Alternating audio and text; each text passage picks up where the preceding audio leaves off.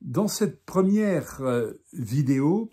je voudrais vous parler du contrôle des structures.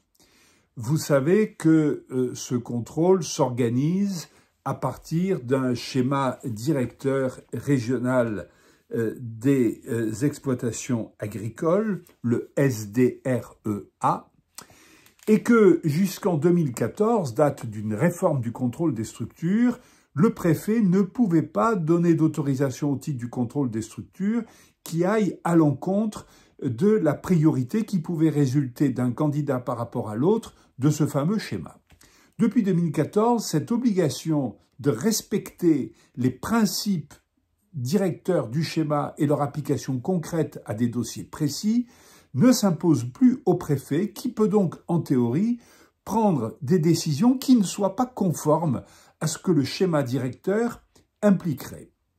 On est dans un schéma assez singulier où on a le sentiment qu'il y a une forme de pouvoir discrétionnaire qui serait ainsi reconnu au préfet de prendre certaines libertés par rapport au schéma directeur. Eh bien, ce n'est pas un vain mot et c'est pourquoi je veux attirer votre attention là-dessus dans la mesure où vous aurez peut-être à vous soumettre à ces procédures à l'occasion d'un projet d'aménagement par exemple, voire même d'installation.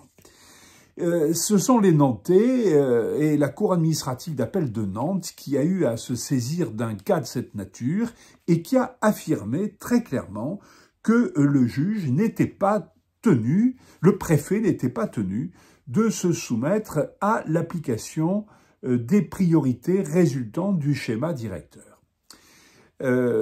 Cette jurisprudence a inquiété parce qu'elle a souligné ce pouvoir discrétionnaire du préfet.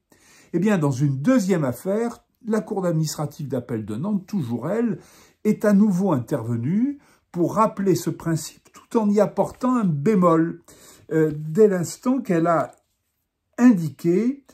que le préfet ne peut toutefois s'écarter de l'ordre des priorités prévues par ce schéma qu'à titre exceptionnel et si l'intérêt général ou des circonstances particulières le justifient.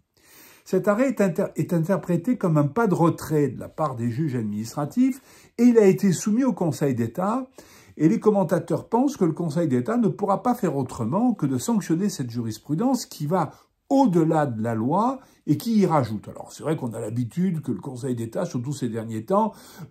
prenne des libertés par rapport au texte qu'il est censé appliquer, mais malgré tout, on pense que cette jurisprudence ne pourra pas survivre et qu'on en reviendra à la jurisprudence initiale, celle de cette liberté totale reconnue au préfet d'apprécier de manière discrétionnaire un dossier par rapport à l'autre sans se soumettre au schéma directeur. Alors, les commentateurs pensent malgré tout que ça ne peut pas être discrétionnaire parce que sinon, on tomberait dans l'abus et on serait susceptible de tomber dans l'abus et dans toute une série de manipulations. Et donc, dans les commentaires de cet arrêt, eh bien, on lit que le préfet devrait se référer à des critères